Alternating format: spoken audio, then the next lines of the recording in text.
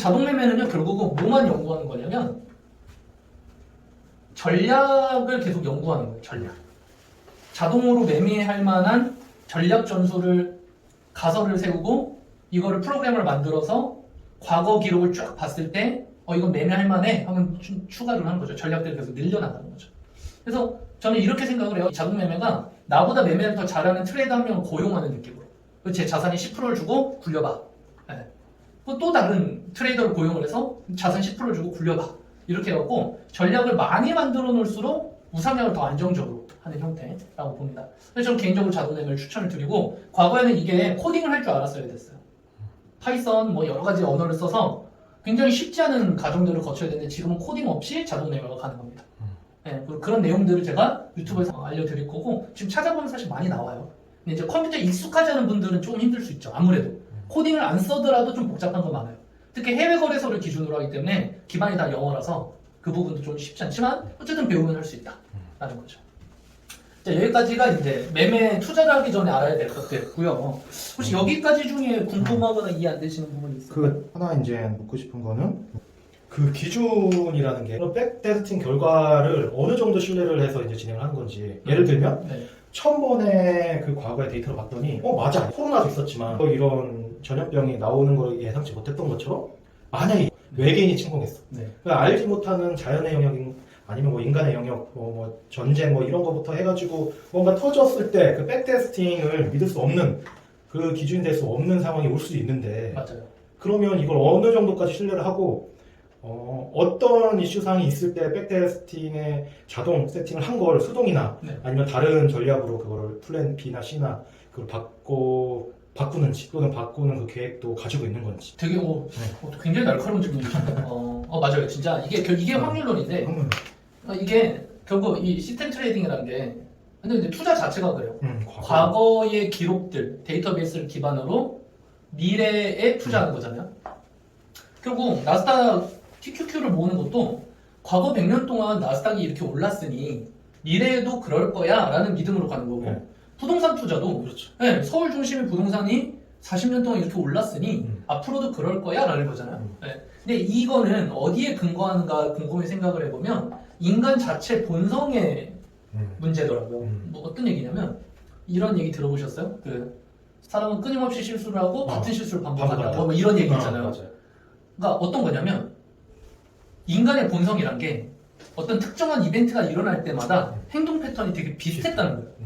과거에 1998년에 대한민국 IMF 때, 그리고 2007년에 전세계 서브프라임 모기지원 때, 그 2020년에 코로나 때, 정말 예측도 못했고 엄청난 일이었고 지구가 망한 것 같은 느낌이었지만 그때의 사람들의 매수와 매도의 패턴은 똑같았다. 그렇기 때문에 이걸 기다리고 준비했던 사람들은 돈을 벌었잖아요. 혹시 빅쇼트라는 영화 보셨어요? 빅쇼트. 네, 봤어요. 네, 이 마이클 베리라는 실존 인물 얘기인데, 서브프라임을 예측했는데 엄청 일찍 예측했어요. 제가 알기로 거의 4, 5년 전에 예측을 해서 그때부터 숏을 쳤어요. 그때 2003년, 4년 때 그때부터 버텼던 거예요. 그때 전국을 조사해보니 이건 무조건 터진다 라는 확신이 있었는데 타이밍을 몰랐던 거예요. 그래서 그때부터 숏을 계속 모아간 거예요. 언젠간 빅숏이 나올 거야. 네. 근데 결국 일이 터졌죠.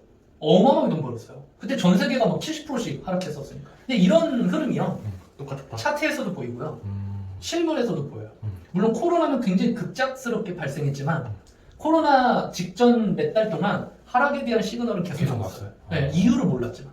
글로벌로 연결이 돼 있어도 그것도 주가에 영향이 있는 무조건 있죠. 네, 무조건 있고 지금은 더 그렇죠. 더 그렇고. 옛날에는 이 나라의 사건이 여기까지 다른 나라에 영향 미칠 때까지 몇 달이 걸렸는데 바로 지금 바로 하루 만에 돼요. 바로 하는 거네. 그래서 저는 어떻게 보냐면요, 주가가 이렇게 있다가 이렇게 올랐어요. 여기서 인류 중에 최상위 계층에 있는, 계층이라고 하면 우리 같은 일반인보다 세계 정보를 훨씬 빠르잖아요.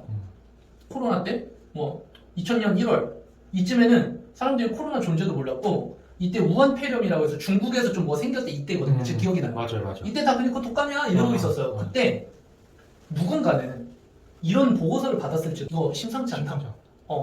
최초로 나온 거고 이거 되게 강력하다. 이거 번지면 큰일 날 거야 라는 걸 누군가는 알았겠죠. 그럼 그 사람들이, 그 위기감을 느낀 사람들이 여기서부터 매도를 시작해요. 자산을 팔기 시작해요. 그 정도로 엄청나고 세계에 영향을 줄 거라면 당연히 하락할 거 뻔히 보이니까. 굉장히 정보를 접근할 수 있는 사람. 일반의 한 4단계 정도로 봐요. 제가 알면 전 국민이 아는 거예요. 대통령과 측근들이 먼저 매도를 합니다. 이게 여기서 차트에서 아주 미묘하게 나와요. 그리고 이 사람들이 팔기 시작하면 이상하다고 생각하는 사람들이 나타나죠. 증권사에 보이거나 오래 투자한 전문가들은 이걸 낌새 알아채죠. 이거 뭐지? 왜 그러지? 뭔지는 모르겠지만 네, 뭔지 모르지만 팔아야겠다. 매도 시그널이 여기서 막 모양이 나오는 거예요. 이상한데 프로그램이 팔 수도 있어요. 자동으로. 네, 아니면 이 사람들이 알아보기 시작하죠. 그리고 이유가 있을 건데. 그래서 봤더니 이거 무한폐렴 생각보다 심각한 거래. 야, 이거 바이러스가 엄청 세대, 치사율이 높대. 야, 이거 세계적인 문제가 될 수 있어. 중국 막아야 할 때 그때 중국 입국을 막냐 안 막냐 얘기 많았잖아요. 먼저 팔고 나갑니다. 3단계 사람들은 이 정도 되면 알아요. 네, 하락이 시작되고 알아요. 이건 감이 빠른 사람들이에요. 전문가는 아니지만 그래도 투자를 계속하고 있는 분들 중에 이거 하락 심상치 않은데? 그러니까 이 사람들은 이제 업계에서 팔고 나오는 사람들이에요. 일반인들은 차트를 맨날 안 보잖아요. 네, 뉴스에서나 보지. 뉴스에서 나오면 끝났거든요. 네. 근데 이분들은 미리 감지를 했어. 여기서 매도를 해. 이제 이쯤 오면 사람들이 야, 코로나 큰일이래. 근데 봤는데 이미 자기가 오던 주식 반토막 나 있고 이런 거죠. 똑같아요. 코로나가 여기까지 왔는데 이제 이쯤 오잖아요? 그러면 어떤 일이 생겨나냐면 이 단계 사람들은 주술 생각을 하기 시작해요. 그렇지. 이 정도로 하락하면 당황해서. 네. 근데 4단계 사람들은 이 정도 오잖아요? 그러면 이거 깨고 더 내려갈 거야 이 생각해. 삼성전자 2만 원간에 이런 얘기 있었어요. 코로나 때. 부동산 반토막 나네 이런 얘기. 그럴 때 사야 되거든요. 이 4단계 사람들이 공포일 때 사야 되고 4단계 사람들이 소리를 지를 때 팔아야 되는데 어쨌든 이 1, 2단계 사람들이 이때쯤 자산을 조용히 매입을 해요. 그러니까 이게 차트가 그냥 그림이 아니라 사람의 심리가 다 이 안에 녹아져 있기 때문에 과거 100년 전에도 그런 모양이었고 지금도 이런 모양이니 앞으로도 그럴 가능성이 높더라. 이제 제가 보기엔 가장 큰 변수는 갑자기 핵폭발이 나서 지구 자체가 망하는 건데 그러면 아무 의미 없잖아요. 우리가 투자를 하든지 말든지. 그래서 과거에 충분히 긴 테스트를 통해서 확률을 도출했다면 충분히 그걸 근거로 미래에 베팅해 볼 수 있다. 최악의 투자는 과거에 백테스팅도 없는 투자인 거예요. 그냥 감으로 하는 거. 그건 최악이죠. 최소한 근거는 있잖아요. 그리고 시스템 트레이딩은 이것까지 만들어내요. 어떤 것까지 하냐면 물론 과거를 통해서 확률로 베팅을 하는데 말 그대로 어긋날 수도 있잖아요. 옛날처럼 달라질 수 있잖아요. 그러면 내 전체 자산이 예를 들어 이렇게 조금씩 우상향하고 있었어요. 제 전체 돈이에요, 자산이. 우상향하다가 이 최고점 대비 갑자기 20% 정도 하락한다. 그러니까 전략이 안 먹히기 시작한다. 라는 시점이 있을 수도 있잖아요. 그럼 모든 전략을 올스톱. 이걸 시스템 손절이라고. 내 전략을 모두 그냥 스톱하자라는 손절선을 정해놔요. 그래도 시작 때보다 많이 벌어놨으니까. 왜냐면 이때는 뭐가 문제가 있는 거잖아요. 그럼 시스템을 다시 점검을 하던가 아니면 지금 장이 이러니 멈춰있다가 얘가 좀 이제 진정이 되고 조금 괜찮아질 때부터 다시 시스템을 돌리자. 이러면 피해를 최소화할 수 있으니까. 왜냐면 이게 이렇게 계속 내려갈 수도 있잖아요. 전략이 계속 안 먹혀서. 이런 정도의 모니터링은 할 필요가 있고 이런 정도의 모니터링은 한 달에 한 번 정도만 봐도 충분히 할 수 있어요.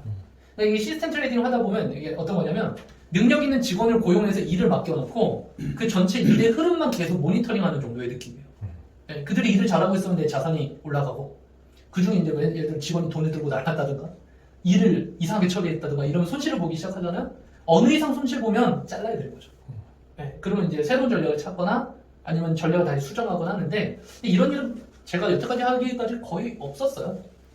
그럼 만약에 주식 같은 경우에는 역사가 깊지 않아요? 네. 근데 코인은 역사가 어떻게 보면 짧다고 보는데 그 백테스팅을 다 해도 사람의 감정이라는 본성이라는 거 관점을 봤을 때 그 짧은 역사를 보더라도 충분히 이제 믿을 수 있는 기준이 된다. 보는 건가요? 저는 이렇게 봐요. 우선은 비트코인은 2013년 정도부터 차트가 있거든요. 네. 지금 거의 10년 됐죠. 주시장이 보통 8시간 움직이잖아요. 근데 코인은 24시간 움직이니까 데이터가 3배 정도 많은데 속도는 6배 빨라요. 그러니 이게 10년치지만 사실 30년치 데이터랑 비슷하다라는 거죠. 네. 그러기 때문에 충분히 백테스팅이 가능했고 그리고 이게 또 이제 좀 깊게 들어가면 전략이 1일 기준으로 가냐 4시간 차트 기준으로 가냐 1시간 차트 기준으로 가냐에 따라 달라요. 1일 기준으로 전략을 짜면 그 사고 파는 횟수가 좀 적을 수 있는데 1시간짜리는 1일에 비해 24번 더 많잖아요. 거래도 훨씬 더 많아요. 그럼 이런 전략은 백테스팅 해보면 뭐 4,000번 거래, 뭐 8,000번 거래 이렇게 나오거든요. 거래 횟수가 많은 건 그만큼 백테스팅을 많이 했다는 거잖아요. 매수 매도가 많았다.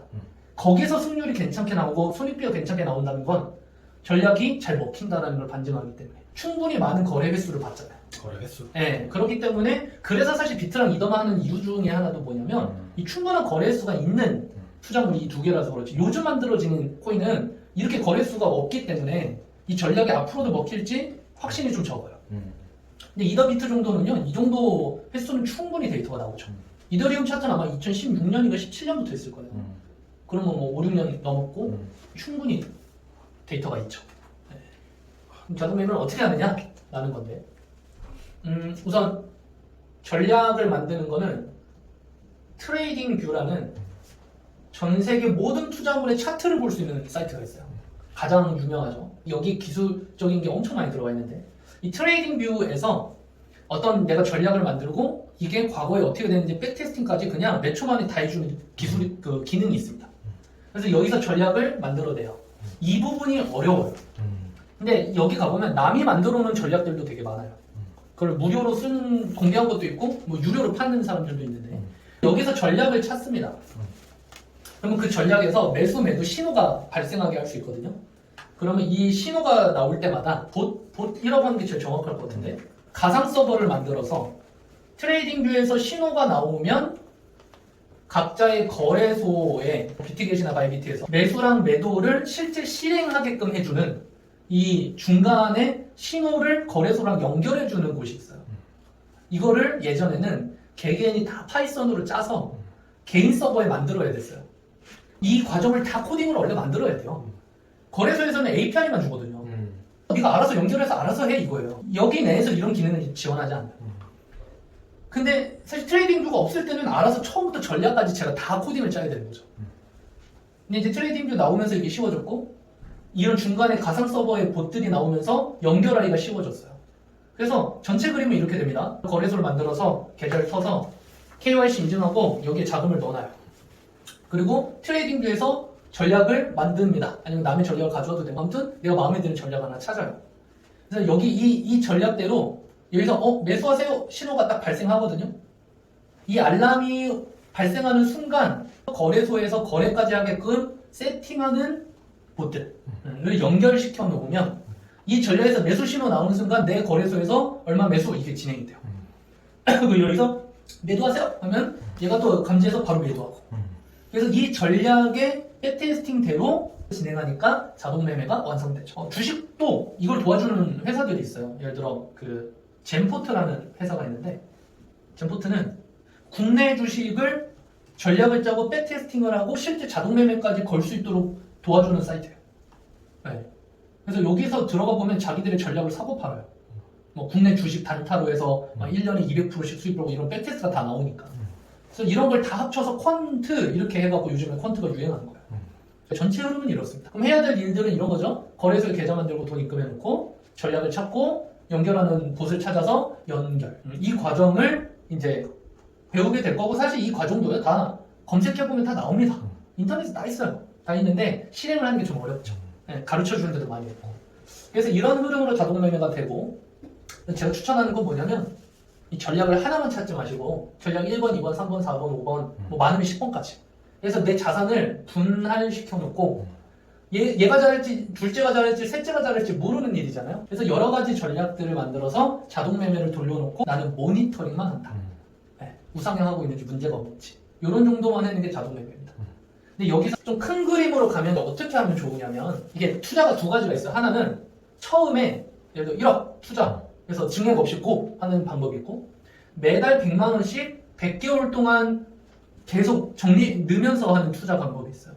물론 수익금을 나중에 보면 이게 훨씬 좋습니다. 똑같은 전략을 할 때. 근데 이렇게 할 수 없는 분들이 많아요. 이게 현실적으로 더 가능한 분들이 많죠.